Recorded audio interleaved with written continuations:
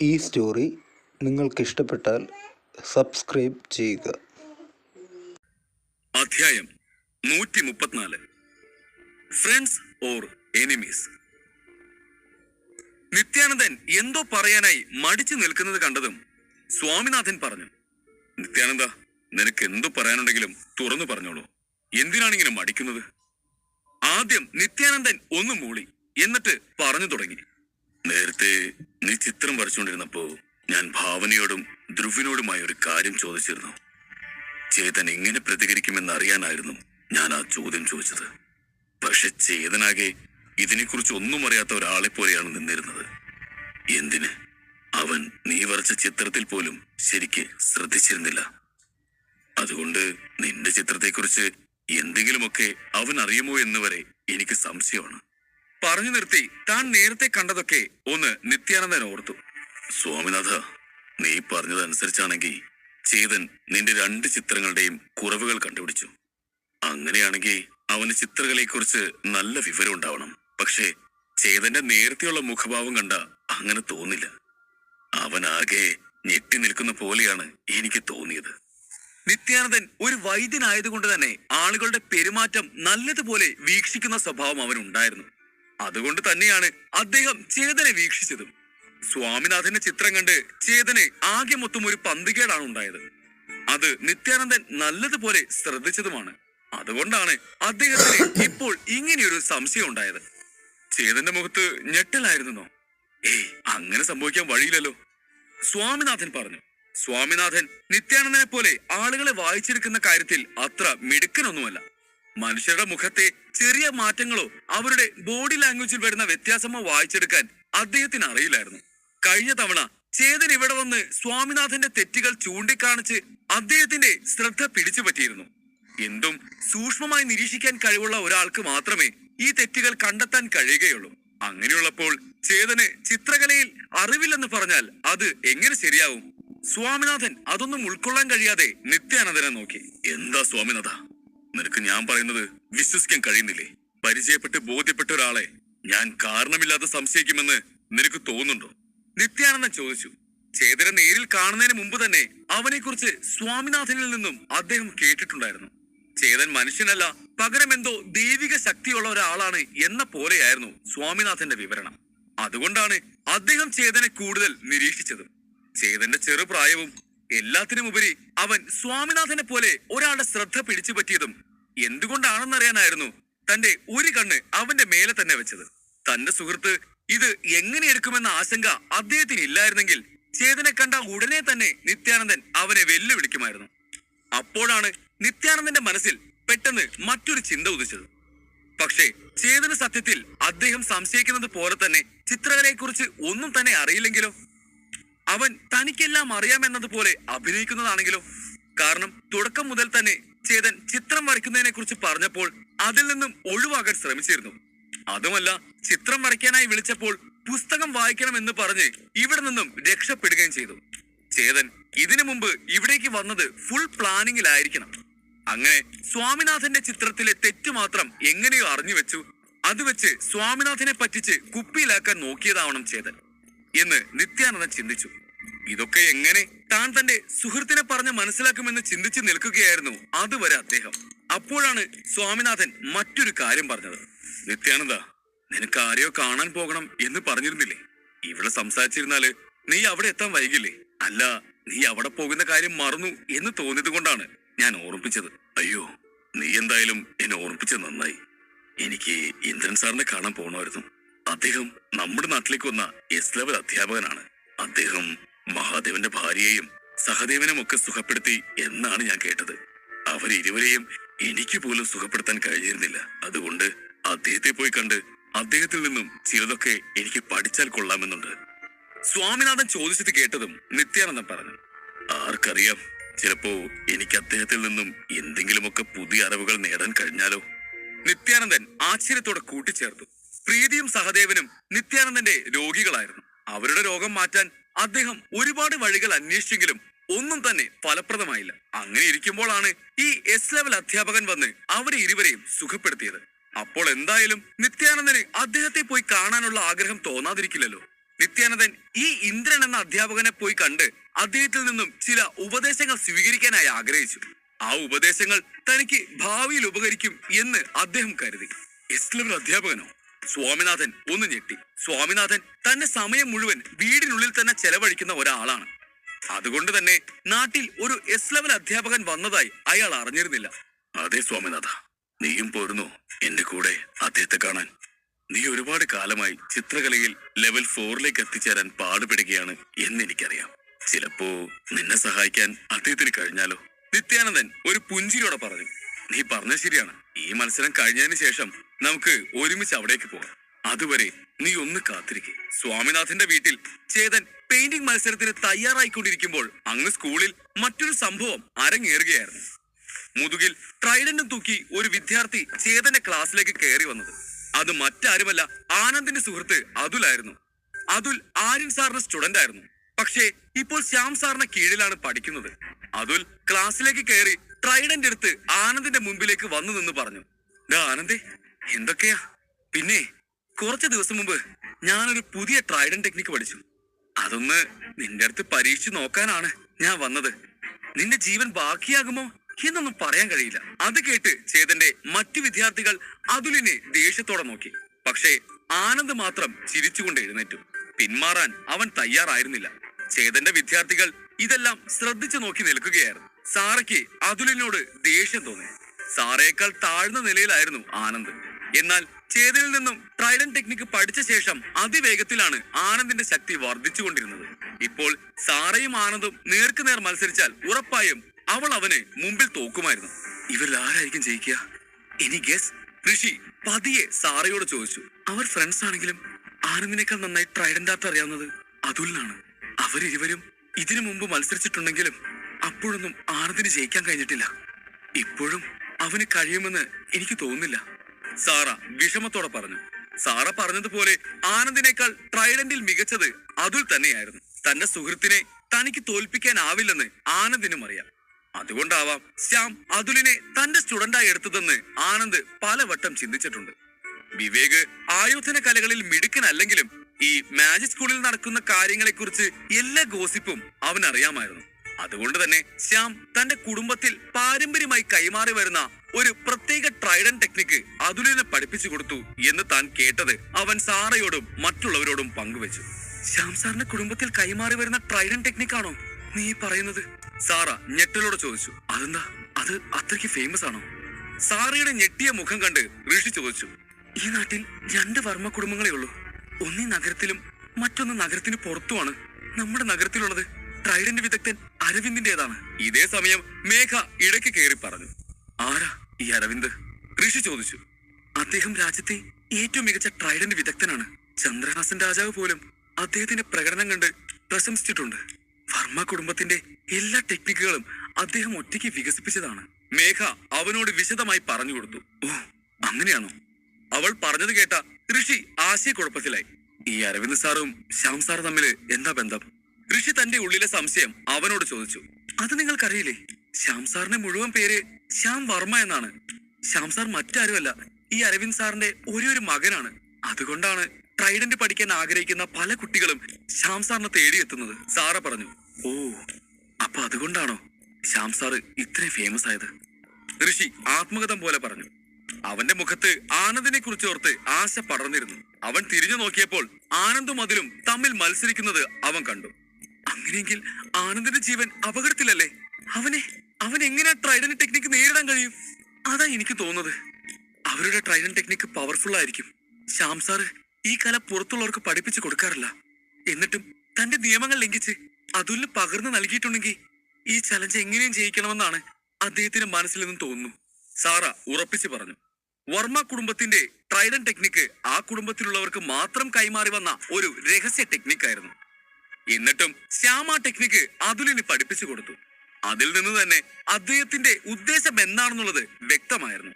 അതുൽ എങ്ങനെയും ഈ മത്സരത്തിൽ ജയിക്കണമെന്നാണ് ശ്യാം ആഗ്രഹിക്കുന്നത്.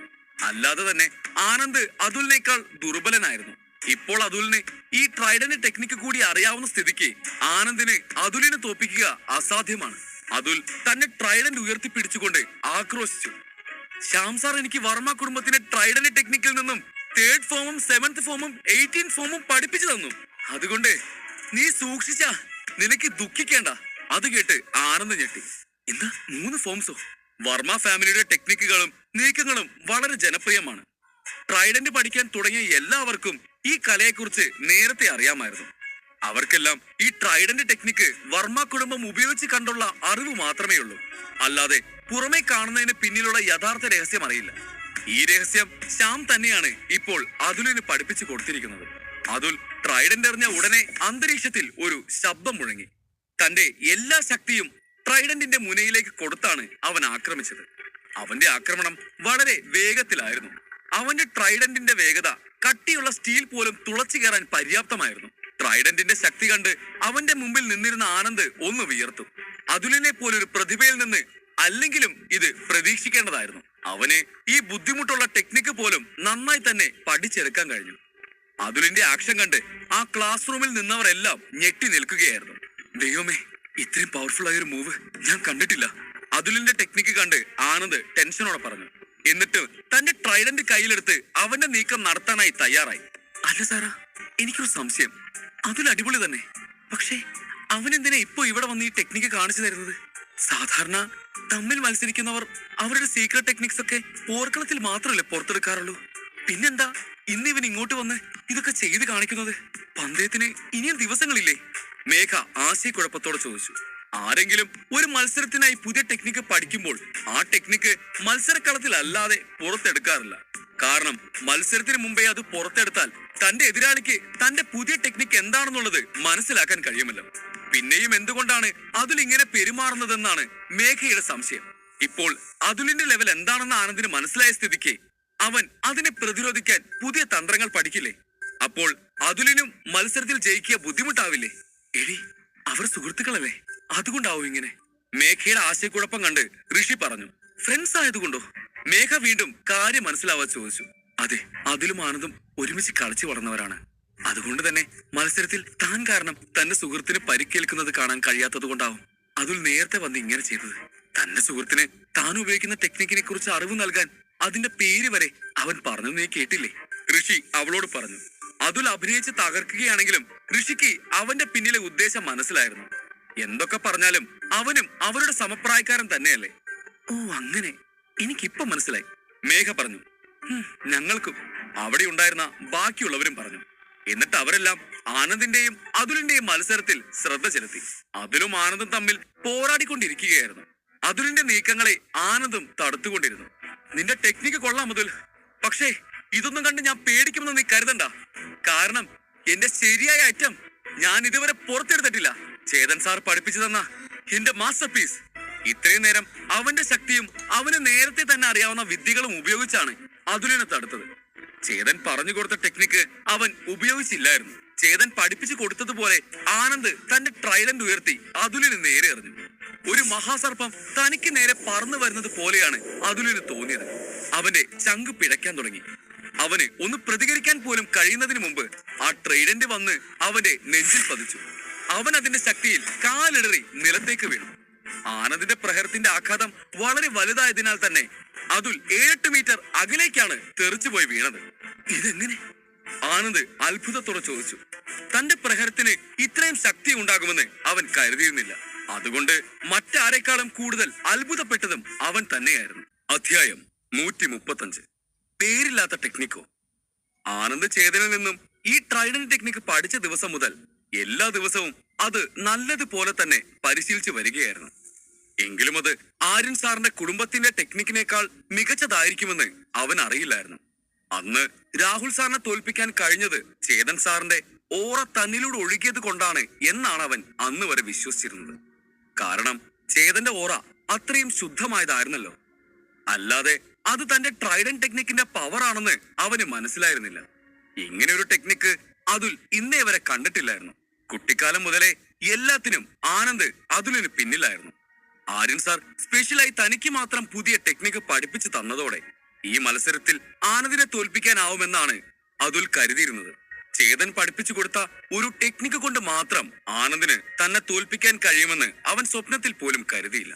അവസാന നിമിഷം ആനന്ദ് തന്റെ ശക്തി നിയന്ത്രിച്ചില്ലായിരുന്നുവെങ്കിൽ അതുലിന്റെ ഇപ്പോഴത്തെ അവസ്ഥ പരിതാപകരമായി മാറിയേനെ. അതുൽ നിലത്തേക്ക് വീണ് പരിക്കേറ്റതും ആനന്ദ് തന്റെ സുഹൃത്തിനെ സഹായിക്കാനായി മുന്നോട്ട് ചെന്നു. എനിക്ക് പ്രശ്നമൊന്നുമില്ല എന്ന് പറഞ്ഞ് അതുൽ പതി എഴുന്നേറ്റു. പക്ഷേ അതുലിന് ശരീരത്തിൽ അവിടെയായി നല്ല വേദന ഉണ്ടായിരുന്നു. കൂടാതെ ഇപ്പോൾ നടന്ന സംഭവങ്ങളെ കുറിച്ച് ഓർത്തുള്ള ആശയക്കുഴപ്പവും. നീ ഇത് എവിടുന്നാ പഠിച്ചത്? എന്ത് ടെക്നിക്കാ ഇത്? അതുൽ സംശയത്തോട് ചോദിച്ചു. ആനന്ദിന്റെ ടെക്നിക്കിന് മുമ്പിൽ ആര്യൻ സാറിന്റെ ടെക്നിക്ക് ഒന്നുമല്ലെന്ന് അപ്പോഴേക്കും അവന് മനസ്സിലായിരുന്നു. രണ്ടിനെയും താരതമ്യം ചെയ്യാൻ പോലും കഴിയില്ല. കാരണം ആകാശവും ഭൂമിയും തമ്മിലുള്ള അന്തരമുണ്ട് രണ്ടും തമ്മിൽ. ആനന്ദിന്റെ ആ ഒരൊറ്റ അടവിൽ തന്നെ അതുലിന്റെ മുഴുവൻ ഊർജവും ചോർന്നു പോയിരുന്നു. ഇത് എനിക്ക് ചേതൻ സാർ പഠിപ്പിച്ചതെന്നാണ് ആനന്ദ് അഭിമാനത്തോടെ പറഞ്ഞു. മാജിക് സ്കൂളിൽ ചേരാൻ വന്ന സമയത്ത് ശ്യാം സാറും സിബി സാറും ഒക്കെ തന്നെ തിരസ്കരിച്ചത് നന്നായി. ഇല്ലെങ്കിൽ ഇങ്ങനെ ചേതൻ സാറിന്റെ കീഴിൽ തനിക്ക് ചേരാൻ കഴിയില്ലായിരുന്നല്ലോ എന്ന് ആലോചിച്ച് ആനന്ദ് സന്തോഷിച്ചു. അന്ന് അവനത് വലിയ നഷ്ടമായി തോന്നിയെങ്കിലും ഇന്ന് അവന്റെ ഭാഗ്യമായാണ് കരുതുന്നത്. ഇത്രയും പവർഫുൾ ആയ ടെക്നിക്ക് ഇത് ശരിക്കും ചേതൻ സാർ പഠിപ്പിച്ചതെന്നാണോ? അതുൽ ആശ്ചര്യത്തോട് ചോദിച്ചു. അവനത് വിശ്വസിക്കാനായില്ല. ചേതൻ സാറ് ഞങ്ങളിൽ നിന്നും ഒരു വിദ്യയും മറച്ചു പിടിക്കാറില്ല. ഒരു യഥാർത്ഥ അധ്യാപകൻ എങ്ങനെയാണോ പെരുമാറുന്നത് അതുപോലെയാണ് അദ്ദേഹം ഞങ്ങളോട് പെരുമാറുന്നത്. ഇത്രയും മികച്ച ടെക്നിക്കുകൾ പഠിപ്പിച്ചു തരുന്നതിന് പകരമായി പോലും അദ്ദേഹം ഒന്നും ചോദിക്കാറില്ല. ആനന്ദ് ആവേശത്തോടെ തന്റെ സുഹൃത്തിനോട് പറഞ്ഞു. ഓ, അങ്ങനെയാണോ? അതുൽ ആശ്ചര്യത്തോടെ ചോദിച്ചു.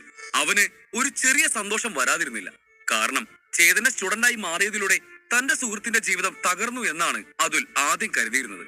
എന്നാൽ ആനന്ദ് പിടിച്ചത് പുളിങ്കൊമ്പിലായിരുന്നു എന്ന് അവന് ഇപ്പോൾ മനസ്സിലായി. ട്രൈഡന്റ് പഠിപ്പിക്കാൻ ഈ സ്കൂളിൽ ആനിനേക്കാൾ നല്ല ടീച്ചർ വേറെയില്ലെന്നാണ് അവൻ കരുതിയിരുന്നത്. എന്നാൽ ഇപ്പോൾ ഈ നാട്ടിലെ ഏറ്റവും മികച്ച ട്രൈഡന്റ് ആർട്ടിസ്റ്റായ അരവിന്ദിന്റെ ടെക്നിക്കിനേക്കാൾ മികച്ചതാണ് ചേതന്റെ ടെക്നിക്കുകൾ എന്ന് അതുലിന് തോന്നി. അരവിന്ദ് സാറിന്റെ കുടുംബത്തിന്റെ വിദ്യ മുഴുവൻ താൻ മനഃപ്പാടമാക്കിയാലും തന്റെ സുഹൃത്തിന് മുമ്പിൽ തനിക്ക് പിടിച്ചു നിൽക്കാൻ കഴിയില്ലെന്നും അതുൽ മനസ്സിലാക്കി. നിന്റെ ഈ ടെക്നിക്ക് വളരെ നല്ലതാ. ഈ ടെക്നിക്കിന്റെ പേരെന്താണെന്നെങ്കിലും എന്നോട് പറയാമോ? അതുൽ ചോദിച്ചു. തന്നെ ഇങ്ങനെ തോൽപ്പിക്കാൻ സാധിച്ച ആ ടെക്നിക്കിന്റെ പേരറിയാൻ അവൻ ആഗ്രഹിച്ചു. ഈ ടെക്നിക്കിന്റെ പേരോ? ആനന്ദ് നാണിച്ച് തല ചൊറിഞ്ഞുകൊണ്ട് ചോദിച്ചു. എനിക്ക് ഇതിന്റെ പേരറിയില്ല. ചേതൻ സാർ ഈ ടെക്നിക്ക് എനിക്ക് പറഞ്ഞു തന്നു എന്നല്ലാതെ ഇതിന് പേരിടാൻ പോലും സാറിന് നേരമില്ല. ആനന്ദ് പറഞ്ഞു. നീ എന്തീ പറയുന്നത്? സാറിന് ടെക്നിക്കിന് പേരിടാൻ സമയമില്ലെന്നോ? അതുൽ ആനന്ദ് പറഞ്ഞത് കേട്ട് ഞെട്ടലോടെ ചോദിച്ചു. ഒരു ട്രൈഡൻ ടെക്നിക്ക് ഉണ്ടാക്കണമെങ്കിൽ ആ വ്യക്തിക്ക് ട്രൈഡന്റിനെ കുറിച്ചുള്ള ആഴത്തിലുള്ള വിവരം വേണം. എങ്കിൽ മാത്രമേ അയാൾക്ക് നല്ല ടെക്നിക്ക് വിജയിപ്പിക്കാൻ കഴിയൂ. ഏതൊരാളും ഒരു ടെക്നിക്ക് ഉണ്ടാകുമ്പോൾ അതിന്റെ പേരിനെ കുറിച്ച് ആദ്യം തന്നെ ചിന്തിച്ചു വെക്കും. അതുമല്ല, ഏതൊരു ടെക്നിക്കും അതുണ്ടാക്കിയ ആളുടെ പേര് കൊണ്ടാണ് അറിയപ്പെടുന്നത് തന്നെ. സത്യത്തിൽ താൻ സൃഷ്ടിച്ച ഒരു ടെക്നിക്കിൽ തന്റേതായ ഒരു മുദ്ര പതിപ്പിക്കുന്നത് പോലെയാണ് അവയ്ക്ക് പേര് വെക്കുന്നത്. ചേതൻ സാർ ഇത്രയും നല്ലൊരു ടെക്നിക്ക് ഉണ്ടാക്കിയിട്ടും അതിന് പേര് വെക്കുന്നതിനെ കുറിച്ച് ആലോചിച്ചിട്ടില്ല എന്ന് പറഞ്ഞ ചേതൻ സാറിന് ഇതൊക്കെ ഉണ്ടാക്കുന്നത് അത്ര നിസ്സാരമായിരുന്നു. ആര്യൻ സാറിന്റെ ടെക്നിക്കിനേക്കാൾ ഈ ടെക്നിക്ക് മികച്ചതായതുകൊണ്ട് അതുലിന് ഇതൊരു വലിയ കാര്യമായി തോന്നി. ഈ രാജ്യത്തെ തന്നെ ഏറ്റവും മികച്ച ടെക്നിക്ക് ആയിരിക്കാം ഇത്. എന്നിട്ടും അതിന് പേരിടാൻ പോലും ചേതൻ സാർ ആലോചിച്ചിട്ടില്ല എന്ന് പറഞ്ഞ നീ പറയുന്നത് സത്യമാണോ അതോ നീ എന്നെ കളിയാക്കുവാണോ? അതുൽ വീണ്ടും ചോദിച്ചു. ഇല്ല അതുൽ, ഞാൻ പറയുന്നത് സത്യമാണ്. നീ എനിക്കൊരു ഹെൽപ്പ് ചെയ്യ്. എന്നെ ഈ ടെക്നിക്കിന് പേരിടാൻ ഒന്ന് സഹായിക്കേ. ഉറപ്പായും നീ എന്നെ സഹായിച്ചാ നമുക്ക് ആ പേര് തന്നെ ഇടാം. ആനന്ദ് പറഞ്ഞതും അതുൽ വീണ്ടും ഞെട്ടി. നീ എന്താ ഈ പറയുന്നേ? അവന്റെ വാക്കുകൾ കേട്ടതും അതുലിന്റെ മുഖം ദേഷ്യം കൊണ്ട് ചുവന്നു തൊടുത്തു. ആനന്ദ്, നീ ഒന്ന് ചിന്തിച്ചിട്ട് സംസാരിക്കേ. ഓരോ ടെക്നിക്കും ആളുകൾ അവരുടെ വിയർപ്പും രക്തവും ഒഴുക്കിയിട്ടാണ് ഉണ്ടാക്കിയെടുക്കുന്നത്. ആരാണോ ആ ടെക്നിക്ക് സൃഷ്ടിച്ചത് അവരാണ് അതിന് പേരിടേണ്ടത്. അതാണ് അതിന്റെ ശരി. എങ്കിൽ മാത്രമേ ആ പേരിന് ഒരു വിലയുണ്ടാവൂ. ചേതൻ സാർ ഒരുപാട് കഷ്ടപ്പെട്ടാവും ഈ ടെക്നിക്ക് സൃഷ്ടിച്ചത്. അങ്ങനെയുള്ളപ്പോ നീ അതിന് പേരിട്ടാ അത് നീ അദ്ദേഹത്തെ അപമാനിക്കുന്നത് പോലെയല്ലേ? അതുൽ നെറ്റി ചുളിച്ചുകൊണ്ട് ചോദിച്ചു. ആ ടെക്നിക്ക് താൻ പഠിച്ചു എന്ന് കരുതി തനിക്ക് അതിന് പേരിടാൻ അധികാരമുണ്ടെന്ന് ആനന്ദ് കരുതുന്നത് കണ്ട് അതുലിന് വിഡ്ഢിത്തമായിട്ടാണ് തോന്നിയത്. അങ്ങനെയല്ല അതുൽ. അതുൽ തന്നെ വഴക്കു പറയുന്നത് കേട്ട് ആനന്ദ് പറഞ്ഞു. എന്നാൽ അതുലിനോട് ഇപ്പോൾ എങ്ങനെ കാര്യങ്ങൾ പറഞ്ഞ് മനസ്സിലാക്കുമെന്ന് അവൻ അറിയില്ല. ചേതന്റെ കഠിനാധ്വാനത്തെ അപമാനിക്കാനല്ല ആനന്ദ് ഉദ്ദേശിച്ചത്. ചേതൻ എങ്ങനെയാണ് ഈ വിദ്യ വികസിപ്പിച്ചത് എന്ന് ആനന്ദിന് അറിയില്ല. എന്നിരുന്നാലും ചേതൻ ഓരോ തവണയും ഇങ്ങനെ വിചിത്രമായി തന്റെ സ്റ്റുഡൻസിനോട് തന്നെ തന്റെ ടെക്നിക്കുകൾക്ക് പേരിടാൻ പറയും എന്നുള്ളത് എങ്ങനെ അതുലിനെ പറഞ്ഞ് മനസ്സിലാക്കുമെന്ന് അവൻ ചിന്തിച്ചു. നീ അതോർത്ത് പേടിക്കണ്ട. എനിക്കിഷ്ടമുള്ള പേരിട്ട് കൊള്ളാൻ ചേതൻ സാർ എനിക്ക് അനുവാദം തന്നിട്ടുണ്ട്. സത്യത്തിൽ ഞങ്ങളുടെ മെഡിറ്റേഷൻ ടെക്നിക്കും ഉണ്ടാക്കിയത് ചേതൻ സാറാണ്. ആ ടെക്നിക്കിനും പേരിടാനുള്ള സ്വാതന്ത്ര്യം സാർ ഞങ്ങൾക്ക് തന്നിരുന്നു. അതുൽ അത് കേട്ട് ഞെട്ടി. നിങ്ങൾക്ക് എല്ലാവർക്കും പേരിടാൻ അദ്ദേഹം അനുവാദം തന്നോ? അതുലിന് ആകെ തല കറങ്ങാൻ തുടങ്ങി. മാജിക് സ്കൂളിലെ മറ്റ് അധ്യാപകർ പോലും സ്വയം വികസിപ്പിച്ചെടുത്ത ടെക്നിക്കുകൾ സ്വന്തം വിദ്യാർത്ഥികളെ പഠിപ്പിക്കാൻ മടിക്കും. അവർ ഈ വിദ്യകൾ മറ്റുള്ളവർക്ക് ചോർത്തി കൊടുക്കുമോ എന്ന ഭയമാണ് അവരിൽ. എന്നാൽ ചേതൻ സാർ തന്റെ വിദ്യാർത്ഥികളെ ആ വിദ്യ പഠിപ്പിക്കുക മാത്രമല്ല, അതിന് പേരിടാനുള്ള അനുവാദം പോലും നൽകിയിരിക്കുന്നു. ചേതൻ സാർ ഒരു സംഭവം തന്നെയാണെന്ന് അവന് തോന്നി. ഇതേ സമയം ചേതൻ സ്വാമിനാഥന്റെ ഓഫീസിൽ പുസ്തകം വായിക്കുകയായിരുന്നു. അദ്ദേഹത്തിന്റെ ഓഫീസിൽ ചിത്രകലയെക്കുറിച്ചുള്ള ആയിരക്കണക്കിന് പുസ്തകങ്ങൾ ഉണ്ടായിരുന്നു. എന്നാൽ വളരെ കുറച്ച് സമയം കൊണ്ട് തന്നെ ചേതൻ അവയെല്ലാം തന്റെ ഉള്ളിലെ മാന്ത്രിക ലൈബ്രറിയിൽ പകർത്തി. ഇപ്പോൾ ചേതന്റെ മനസ്സിൽ ചിത്രകലയെക്കുറിച്ച് കുറെ പുസ്തകങ്ങളിൽ നിന്നുള്ള വിവരമുണ്ടായിരുന്നു. ഈ പുസ്തകങ്ങളൊന്നും വിപണിയിൽ എളുപ്പത്തിൽ ലഭിക്കുന്നവല്ലായിരുന്നു. ചിലതൊന്നും ആ രാജ്യത്ത് പോലും കിട്ടില്ല. എന്നിട്ടും അങ്ങനെയുള്ള പുസ്തകങ്ങളെല്ലാം സ്വാമിനാഥന്റെ ഓഫീസിൽ ലഭ്യമാണ് എന്നുള്ളത് തന്നെ അദ്ദേഹം എത്രത്തോളം ചിത്രകലയെ ഇഷ്ടപ്പെടുന്നു എന്നതിന്റെ തെളിവായിരുന്നു. അല്ലെങ്കിലും അദ്ദേഹത്തെ പോലൊരാളിൽ നിന്നും ഇതിൽ കുറവൊന്നും പ്രതീക്ഷിക്കരുതല്ലോ. സ്വാമിനാഥന് ചന്ദ്രഹാസൻ രാജാവുമായി നല്ല ബന്ധമുള്ളത് കൊണ്ടാണ് അദ്ദേഹത്തിന് ഇത്തരം പുസ്തകങ്ങൾ കണ്ടെത്താൻ കഴിഞ്ഞത്. കാരണം അദ്ദേഹത്തിന് റോയൽ ലൈബ്രറിയിൽ നിന്നും ഏത് പുസ്തകം വേണമെങ്കിലും എടുക്കാനുള്ള അനുവാദം ഉണ്ടായിരുന്നു. മതി, ഇത്രയും പുസ്തകങ്ങൾ മതിയാവും. പുസ്തകങ്ങൾ വായിച്ചു കഴിഞ്ഞപ്പോൾ ചേതൻ പെറുപിറുത്തു. കറക്റ്റഡ് വെർഷൻ എന്നവൻ പറഞ്ഞതും ഒരു നടുക്കത്തോടെ അവൻ വായിച്ച പുസ്തകങ്ങളിൽ നിന്നെല്ലാം ശരിയായ ഭാഗങ്ങൾ മാത്രം പുറത്തു വന്നു. അവയെല്ലാം ചേർന്ന് ഒരു പുതിയ പുസ്തകമായി മാറാൻ തുടങ്ങി. ആ പുസ്തകം മുഴുവനായി തയ്യാറായി കഴിഞ്ഞതും ചേതൻ അതെടുത്ത് വായിക്കാൻ തുടങ്ങി.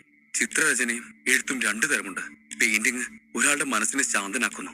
ഒപ്പം അങ്ങനെ ചിത്രരചനയുടെ സവിശേഷതകൾ ആദ്യ പേജുകളിൽ എഴുതിയിരുന്നു. അതിനുശേഷം ബ്രഷ് പിടിക്കുന്ന രീതി, വർണ്ണങ്ങൾ പകരുന്ന രീതി, എഴുത്ത് തുടങ്ങി പലതും അതിൽ വിശദമായി പറഞ്ഞിരുന്നു. ഓരോ ജോലിക്കും അതിൻ്റെതായ നിയമങ്ങൾ ഉണ്ടായിരുന്നു. ചിത്രകലയ്ക്കും ഇതേ നിയമം ബാധകമാണെന്ന് ചേതൻ അപ്പോൾ മനസ്സിലായി. ഒരാൾക്ക് ചിത്രകല പഠിക്കണമെങ്കിൽ ജന്മന അതിനുള്ള വാസന ഉണ്ടാകുന്നതിന് കൂടെ തന്നെ അവർക്ക് തെറ്റുകൾ ചൂണ്ടിക്കാണിച്ച് ശരിയാക്കാൻ നല്ലൊരു പരിശീലകൻ കൂടെ ആവശ്യമായിരുന്നു. അങ്ങനെ ഒരാൾ കൂടെ ഉണ്ടെങ്കിൽ മാത്രമേ ഒരുവന് ആ കലയിൽ മുന്നേറാൻ സാധിക്കൂ. ഇവിടെ ചേതന്റെ ആ പരിശീലകൻ അവന്റെ മാന്ത്രിക ലൈബ്രറിയാണ്. മറ്റുള്ളവരെ പോലെ ഒരുപാട് പുസ്തകങ്ങൾ പഠിക്കുന്നതിന് പകരം ചേതന് ശരിയായ അറിവ് മാത്രമുള്ള ഒരു പുസ്തകം പഠിച്ചാൽ മതിയായിരുന്നു. അങ്ങനെ ചിത്രകലയുടെ ശരിയായ രീതി വേഗത്തിൽ മനസ്സിലാക്കാൻ അവന് സാധിച്ചു. അവൻ എവിടെയാണോ നിന്നിരുന്നത് അവിടെ തന്നെ നിന്ന് ആ പുതിയ പുസ്തകം വായിക്കുകയായിരുന്നു. അങ്ങനെ ആ പുസ്തകത്തിൽ ഉള്ളതെല്ലാം വായിച്ചു തീർത്ത് അവൻ തന്റെ കണ്ണുകൾ തുറന്നു. കണ്ണു തുറന്ന ചേതൻ കണ്ടത് തന്നെ തന്നെ തുറിച്ചു നോക്കി നിൽക്കുന്ന വേറെ രണ്ട് കണ്ണുകളെയാണ്. അത് കണ്ട് അവൻ ഭയന്ന് നിലവിളിച്ചു. ചേതന്റെ പെരുമാറ്റം കണ്ട് സ്വാമിനാഥന് എന്തോ പന്തികേട് തോന്നി.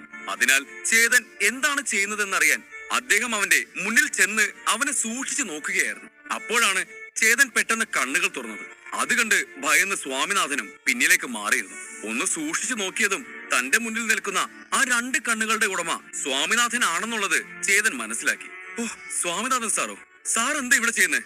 അവൻ പരിഭ്രമത്തോട് ചോദിച്ചു. സ്വാമിനാഥൻ ചേതനെ എന്തോ വിചിത്ര ജീവിയെ കണ്ടതുപോലെയാണ് നോക്കിയിരുന്നത്. എന്താ സാർ, എന്തു പറ്റി? തന്നെ വിചിത്രമായി നോക്കുന്ന സ്വാമിനാഥനെ കണ്ട് ചേതൻ വീണ്ടും ചോദിച്ചു. തൊട്ടാൽ കടിക്കുമെന്ന ഭയത്തിലാണ് സ്വാമിനാഥൻ അവനോട് പെരുമാറിയത്. അത് എന്തുകൊണ്ടാണെന്ന് അവന് മനസ്സിലായില്ല. ഒന്നുമില്ല. അത് പിന്നെ സ്വാമിനാഥൻ പറയാനൊന്നും മടിച്ചു. ഒന്നുമില്ലേ? പിന്നെന്തിനാ സാർ എന്റെ അടുത്ത് വന്ന് എന്നെ പേടിപ്പിച്ചത്? ചേതൻ ചോദിച്ചു. അവന് അദ്ദേഹത്തിന്റെ പെരുമാറ്റം കണ്ട് ഒന്നും മനസ്സിലായില്ല. കഴിഞ്ഞ തവണ ഇതുപോലെ കണ്ണടച്ചു നിന്ന ചേതനെ പോയി പിടിച്ച് അടി വാങ്ങി കൂട്ടിയത് അദ്ദേഹത്തിന് നല്ല ഓർമ്മയുണ്ട്.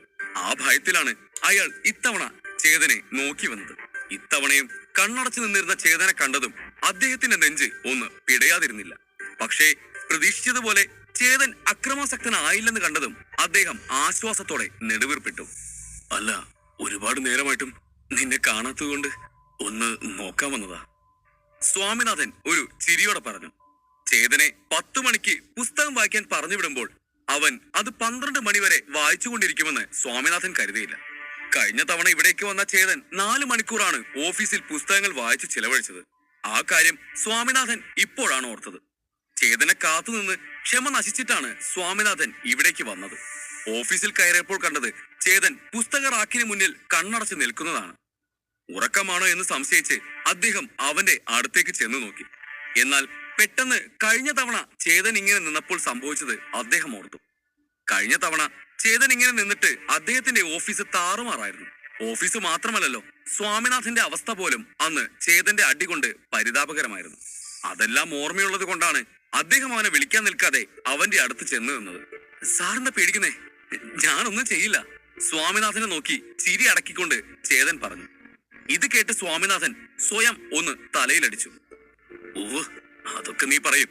എന്നിട്ട് പന്ത് തട്ടി കളിക്കും പോലെ എന്നെ എടുത്ത് അങ്ങോട്ടും ഇങ്ങോട്ടും എറിയും.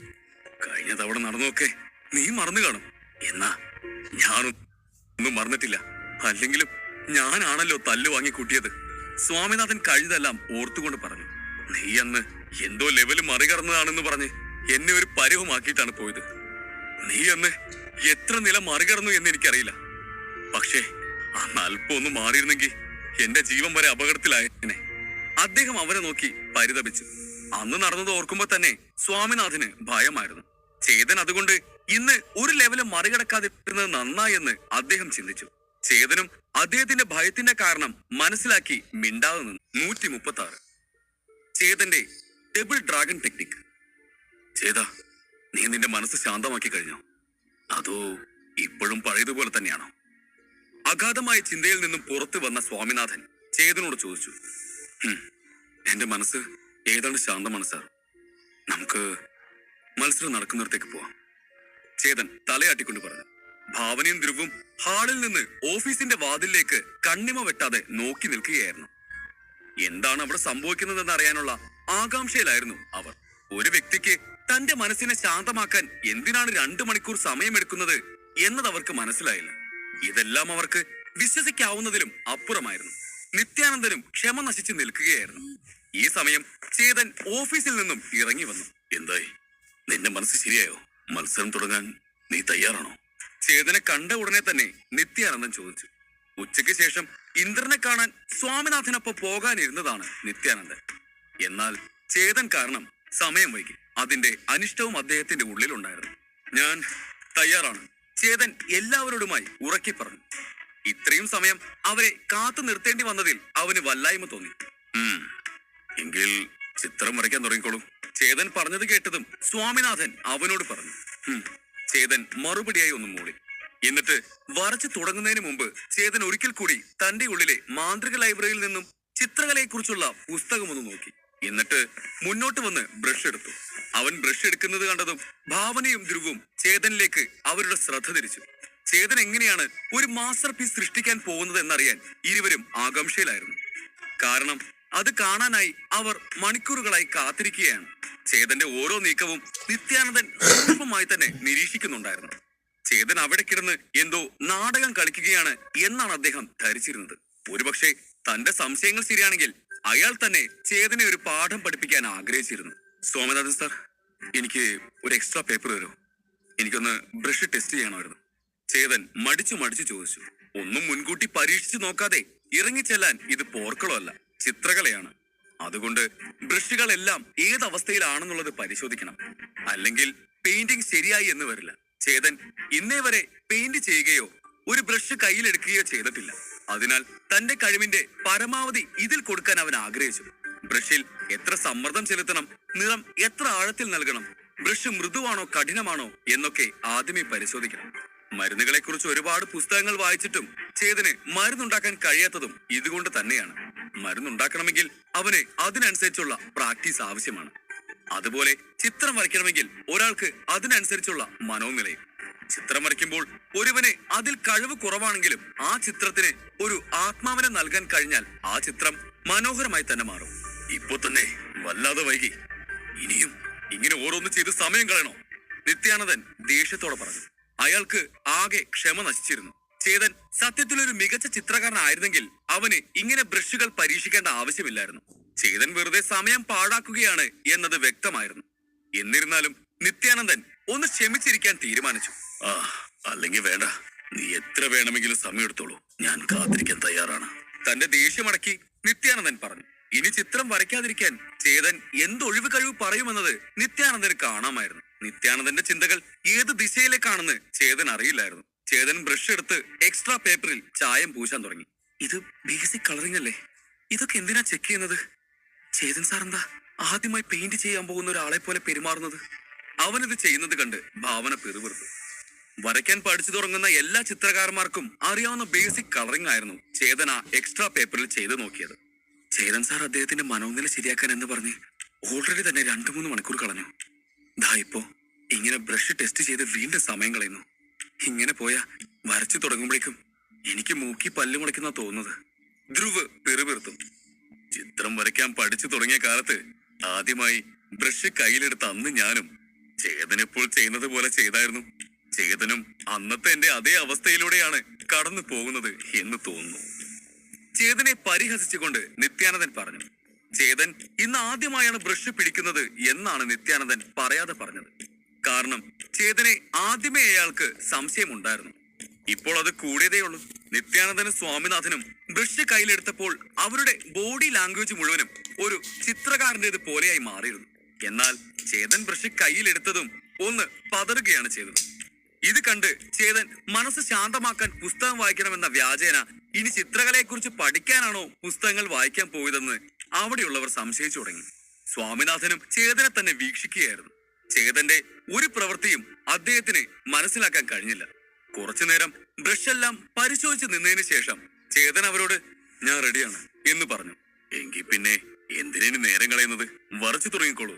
ചേതൻ ഇനി മറ്റെന്തെങ്കിലും വിചിത്രമായ അഭ്യർത്ഥന നടത്തി രക്ഷപ്പെടാൻ ശ്രമിക്കുന്നതിന് മുമ്പ് തന്നെ നിത്യാനന്ദൻ അവനോട് ആരംഭിക്കുവാനായി പറഞ്ഞു. എന്നാൽ ചേതൻ മറുത്തൊന്നും പറയാൻ നിന്നില്ല. അവൻ ശരിയെന്ന് തലയാട്ടി കയ്യിലെ ബ്രഷുമായി ക്യാൻവാസിന് അരികിലേക്ക് പോയി. അവൻ തന്റെ കയ്യിൽ ബ്രഷ് ഒന്ന് മുകളിലേക്ക് എറിഞ്ഞ് ക്യാച്ച് ചെയ്ത ശേഷം എല്ലാവരെയും തിരിഞ്ഞു നോക്കി. അവിടെ കൂടി നിന്ന എല്ലാവരും കണ്ണിമ ചിമ്മാതെ തന്നെ നോക്കി നിൽക്കുകയാണെന്ന് അവന് മനസ്സിലായി. ഒരു ചിരിയോടെ അത് ചായത്തിൽ മുക്കി വരയ്ക്കാൻ തുടങ്ങി. എന്നിട്ട് മറ്റേ കൈകൊണ്ട് മറ്റൊരു ബ്രഷ് എടുത്ത് അതിലും ചായ മുക്കി. ഇരു കൈകളും ഉപയോഗിച്ച് അവൻ വരച്ചു തുടങ്ങി.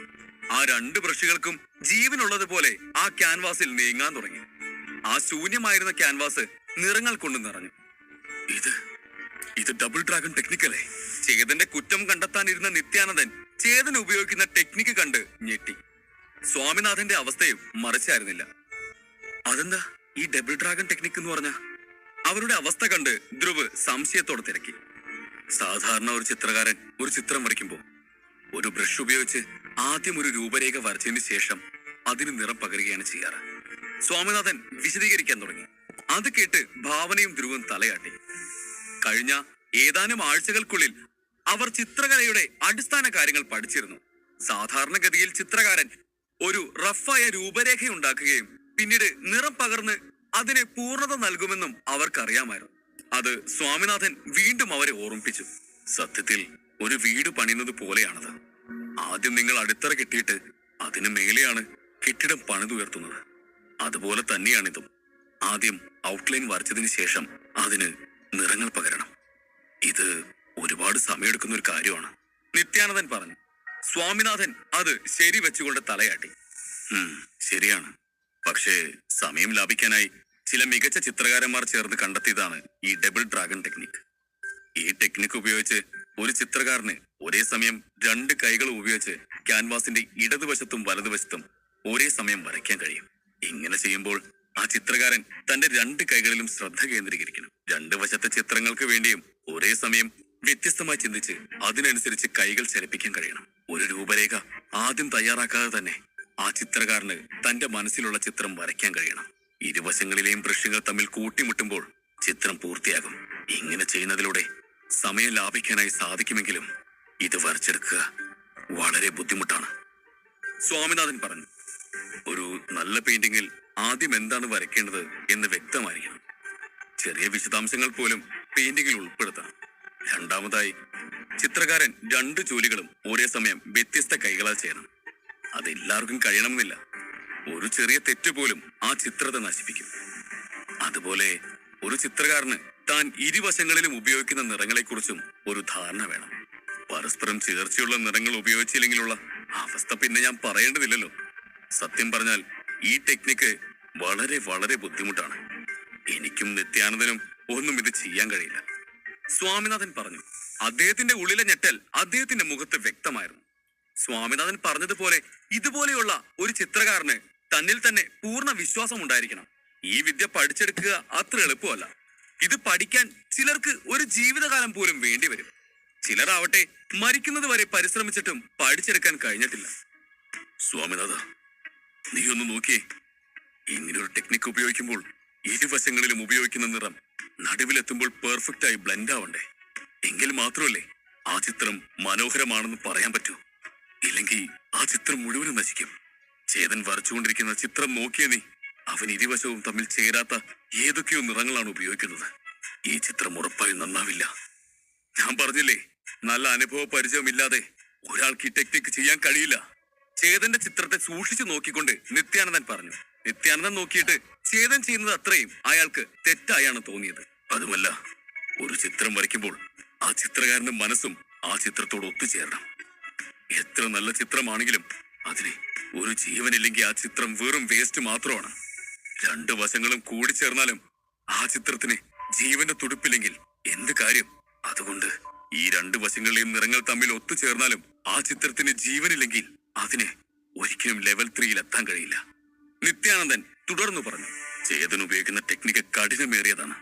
പക്ഷേ അവനത് നിസ്സാരമായി ഉപയോഗിക്കുന്നുമുണ്ട്. എന്നാൽ ആ ചിത്രത്തിന് ജീവന്റെ തുടിപ്പില്ലെങ്കിൽ പിന്നെ പറഞ്ഞിട്ട് കാര്യമില്ലല്ലോ. നിത്യാനന്ദൻ തന്റെ പുരികം ഉയർത്തിക്കൊണ്ട് പറഞ്ഞു നിർത്തി. ചേതനെ പ്രശംസിക്കുന്നതിന് പകരം അയാൾ അവനെ കുറ്റപ്പെടുത്തിക്കൊണ്ടിരുന്നു. അയാളുടെ ദേഷ്യത്തിന്റെ കാരണം മറ്റൊന്നുമല്ലായിരുന്നു. ചേതൻ അഹങ്കാരിയായ, ആരെയും ബഹുമാനിക്കാത്ത ഒരുവനായാണ് അയാൾക്ക് തോന്നിയത്. ഉച്ചയ്ക്ക് മത്സരം നടത്താം എന്ന് പറഞ്ഞിട്ടും ചേതൻ കാരണം അത് വൈകി എന്ന് മാത്രമല്ല, തന്റെ മനസ്സിനെ ശാന്തമാക്കണമെന്ന് പറഞ്ഞ് അവൻ വീണ്ടും മണിക്കൂറുകൾ വെറുതെ കളഞ്ഞ് അവിടെയുള്ളവരുടെ എല്ലാം സമയം പാഴാക്കി. എന്നിട്ടിപ്പോഴോ ഒരു ചിത്രം നന്നായി വരച്ച് കാണിക്കുന്നതിന് പകരം വെറുതെ ആളാവാൻ വേണ്ടി ഡബിൾ ഡ്രാഗൺ ടെക്നിക്ക് ഉപയോഗിച്ച് കാണിച്ചു. അങ്ങനെ ആ ടെക്നിക്ക് ഉപയോഗിക്കുന്നതിലൂടെ അവന് ആ ചിത്രത്തിന് ജീവൻ കൊടുക്കാനും കഴിയില്ല. ശാന്തമായ മനസ്സോടെ ചിത്രം വരയ്ക്കുന്നതിന് പകരം മറ്റുള്ളവരുടെ ശ്രദ്ധ പിടിച്ചു പറ്റാനായി ചിത്രം വരയ്ക്കാൻ ശ്രമിക്കുന്ന ഒരാൾക്ക് ഒരിക്കലും ഒരു നല്ല ചിത്രകാരനാകാനും കഴിയില്ല. അതുകൊണ്ടാണ് നിത്യാനന്ദന് ചേതനോട് ഇത്രയും അനിഷ്ടം തോന്നിയത്. എന്നാൽ സ്വാമിനാഥന് തന്റെ സുഹൃത്തിന്റെ സ്വഭാവം നന്നായി തന്നെ അറിയാമായിരുന്നു. അതുകൊണ്ട് അദ്ദേഹം നിത്യാനന്ദനെ ഒന്ന് ശാന്തനാക്കാൻ ശ്രമിച്ചു. ചേതനിപ്പോഴും ചെറുപ്പമല്ല നിത്യാനന്ദ. ഈ പ്രായത്തിൽ വെല്ലുവിളികൾ ഏറ്റെടുക്കാൻ ആഗ്രഹിക്കാത്തവരായി ആരാണുള്ളത്? ഇങ്ങനെയുള്ള വെല്ലുവിളികൾ ഏറ്റെടുത്ത് മറ്റുള്ളവരെ ഇംപ്രസ് ചെയ്യാൻ നോക്കുന്നത് എല്ലാം അവന്റെ പ്രായത്തിന് സഹജമായ കാര്യങ്ങളാണ് എന്ന് പറഞ്ഞ് സ്വാമിനാഥൻ അദ്ദേഹത്തിന്റെ തോളി തട്ടി. ചേതന് ചെറിയ പ്രായമല്ലേ കാണുകയുള്ളൂ. അപ്പോൾ ഇതുപോലെയുള്ള ടെക്നിക്കുകൾ ഉപയോഗിച്ച് മറ്റുള്ളവരുടെ ശ്രദ്ധ പിടിച്ചു പറ്റാനുള്ള ആഗ്രഹം എല്ലാം ഈ പ്രായത്തിൽ സഹജമാണ്. അതുകൊണ്ട് തന്നെ സ്വാമിനാഥൻ ഇതിനെ ആ ഗണത്തിലെ കൂട്ടിയിട്ടുള്ളൂ. എന്നാൽ സ്വാമിനാഥൻ പറഞ്ഞത് കേട്ടിട്ടും നിത്യാനന്ദൻ ശാന്തനായില്ല. ആളുകൾ ഇംപ്രസ് ചെയ്യണമെന്നുണ്ടെങ്കിൽ അതിനൊത്ത ഒരു നല്ല ചിത്രം വരയ്ക്കുകയാണ് വേണ്ടത്. ഈ ഡബിൾ ഡ്രാഗൺ ടെക്നിക്കൊക്കെ ഒരുപാട് ചിത്രങ്ങൾ പെട്ടെന്ന് വരച്ചു തീർക്കാനായി ഉപയോഗിക്കുന്ന ടെക്നിക്കാണ്. ഇതുപയോഗിച്ച് ഒരിക്കലും ഒരു മാസ്റ്റർ പീസ് ഉണ്ടാക്കാൻ കഴിയില്ല. ഈ ശീലം ഉടനെ മാറ്റിയില്ലെങ്കിൽ അവൻ ഭാവിയിൽ എവിടെയും എത്തില്ല. നിത്യാനന്ദൻ പരിഹാസത്തോടെ പറഞ്ഞു.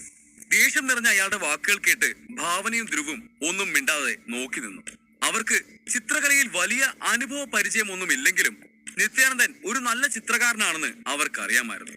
സ്വാമിനാഥൻ എന്തോ പറയാൻ വന്നതും ധ്രുവ് ഇടയിൽ കയറി ഉച്ചത്തിൽ പറഞ്ഞു, ദേ നോക്ക്, രണ്ടു വശങ്ങളും കൂടിച്ചേരാൻ പോകുന്നു. അത് കേട്ടതും എല്ലാവരുടെയും ശ്രദ്ധ വീണ്ടും ചേതന്റെ ചിത്രത്തിലേക്ക് തിരിഞ്ഞു. അവന്റെ ബ്രഷുകൾ ഇരുവശവും ഒന്നിച്ച് ചേർക്കാനായി ചലിച്ചു തുടങ്ങിയിരുന്നു. പക്ഷേ അത് കണ്ട ഭാവന ആശയക്കുഴപ്പത്തിലായി. ഇതെങ്ങനെ ചേതൻ സാറിന് എങ്ങനെ ഇരുവശവും ഒന്നിച്ച് ചേർക്കാൻ കഴിയും? അവൾ ആശ്ചര്യത്തോടെ ചോദിച്ചു. ചിത്രത്തിന്റെ ഇരുവശങ്ങളും തമ്മിൽ ചേരാൻ പോവുകയായിരുന്നു. എന്നിരുന്നാലും ആ ക്യാൻവാസിലെ രണ്ട് വശത്തെ ചിത്രങ്ങളും തികച്ചും വ്യത്യസ്തതയുള്ളവയായിരുന്നു. അതിപ്പോൾ നിറങ്ങളുടെ കാര്യത്തിലാണെങ്കിലും പെയിന്റിംഗ് സ്റ്റൈലിന്റെ കാര്യത്തിലാണെങ്കിലും അവ രണ്ടും വ്യത്യസ്തമായിരുന്നു. അതുകൊണ്ട് ചേതന് ഇരുവശവും കൂട്ടിച്ചേർക്കാൻ കഴിഞ്ഞാലും അത് ഒരേ ക്യാൻവാസിൽ വരച്ച രണ്ട് ചിത്രങ്ങളായി മാറും. അല്ലാതെ അവ ഒന്ന് ചേർന്ന് ഒരു ചിത്രമാവില്ല. ഒരു പകുതിയിൽ നല്ല വർണ്ണാഭമായ നിറങ്ങളായിരുന്നെങ്കിൽ മറുപകുതിയിൽ ഇരുണ്ട നിറങ്ങളായിരുന്നു. അതുകൊണ്ട് തന്നെ അതിനെ ഒന്നിച്ചു ചേർക്കാൻ കഴിഞ്ഞാലും ഈ ചിത്രം ഒരു പരാജയമായി മാറും. ഈ രണ്ട് പകുതികളും കൂട്ടി യോജിപ്പിക്കുക ബുദ്ധിമുട്ടാണ് എന്ന് പറഞ്ഞ് സ്വാമിനാഥൻ ചേതന്റെ അരികിലേക്ക് നടന്നു ചെന്നു. ഇത്രയും നേരം ചേതനെ സപ്പോർട്ട് ചെയ്തിരുന്ന സ്വാമിനാഥന്റെ ഉള്ളിലും സംശയങ്ങൾ വന്നു തുടങ്ങി. അദ്ദേഹത്തിനും ചേതന്റെ ചിത്രം കണ്ട് ദേഷ്യം വന്നിരുന്നു. അത് നിയന്ത്രിക്കാനായി അദ്ദേഹം താടിയിൽ വിരലോടിച്ചു. അദ്ദേഹത്തിന് ആ ചിത്രം നോക്കിയിട്ട് ആ രണ്ട് ഭാഗങ്ങളും തമ്മിൽ ഒരിക്കലും ഒന്നു ചേരാൻ കഴിയില്ലെന്ന് മനസ്സിലായി. കാരണം ആ രണ്ട് പകുതിയും രണ്ട് ലോകങ്ങൾ പോലെയായിരുന്നു. അവ തമ്മിൽ അത്ര വ്യത്യാസമുണ്ടായിരുന്നു. അങ്ങനെയുള്ളപ്പോൾ അവ രണ്ടും തമ്മിൽ കൂടിച്ചേർക്കുക അസാധ്യമായ കാര്യമാണ്.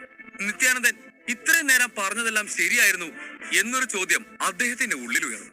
നിത്യാനന്ദൻ ആദ്യ കാഴ്ചയിൽ തന്നെ ചേതനെ കുറിച്ച് കുറ്റം പറഞ്ഞത് അദ്ദേഹം കാര്യമായി എടുത്തില്ല. കാരണം കഴിഞ്ഞ തവണ ചേതൻ ഇവിടെ വന്ന് സ്വാമിനാഥന്റെ മനം കവർന്നതാണ്. എന്നാൽ ഇപ്പോൾ നടക്കുന്ന എല്ലാം കണ്ടിട്ട് അദ്ദേഹം ചേതനെ മനസ്സിലാക്കിയതിൽ തെറ്റ് വല്ലതും സംഭവിച്ചോ എന്ന് സംശയിച്ചു. അധ്യായം 137. Level 5 energy creation. ഇത് പരാജയത്തിലെ ചെന്ന് അവസാനിക്കൂ. ഈ രണ്ട് ചിത്രങ്ങളും ഒന്നിച്ചു ചേർക്കാൻ കഴിയില്ല. ഞാൻ വെറുതെ എന്റെ ഇന്നത്തെ സമയം മുഴുവനും ഇതിനു വേണ്ടി പാഴാക്കി. ചേതന്റെ പെയിന്റിംഗ് കണ്ട് നിത്യാനന്ദൻ തന്റെ നെറ്റി ചുളിച്ചുകൊണ്ട് പറഞ്ഞു. സ്വാമിനാഥൻ ചേതനെ കുറിച്ച് പറഞ്ഞതൊക്കെ കേട്ടിട്ട് നിത്യാനന്ദന് ആദ്യം അവനോട് ഒരു മതിപ്പ് തോന്നിയിരുന്നു. സ്വാമിനാഥനെ പോലും ഇംപ്രസ് ചെയ്ത ചേതൻ വരച്ച ചിത്രം കാണാനും അദ്ദേഹത്തിന് ആഗ്രഹമുണ്ടായിരുന്നു. ചേതനിലൂടെ ഈ രാജ്യത്ത് ചിത്രകലയെ പുതിയ തലങ്ങളിൽ എത്തിക്കാൻ കഴിയുമെന്ന് അദ്ദേഹം കണക്ക് കൂട്ടിയിരുന്നു. എന്നാൽ ചേതനെ നേരിൽ കണ്ടപ്പോൾ അവനൊരു അഹങ്കാരിയാണെന്ന് അദ്ദേഹത്തിന് തോന്നി. പക്ഷേ അവന് കുറച്ച് കഴിവുകളൊക്കെയുണ്ട്.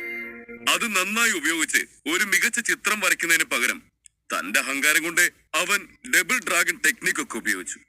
എന്നിട്ടോ ഇപ്പോൾ ആ ഇരുവശത്തുമുള്ള ചിത്രങ്ങൾ തമ്മിൽ ഒരിക്കലും ഒന്നു ചേരാൻ പോകുന്നില്ല. അത് ഈ ചിത്രത്തെ പൂർണ്ണമായി നശിപ്പിച്ചു. ഇനി ഇതിനെ ന്യായീകരിക്കാൻ ചേതൻ എന്തു പറയുമെന്ന ചിന്തയിലായിരുന്നു നിത്യാനന്ദൻ.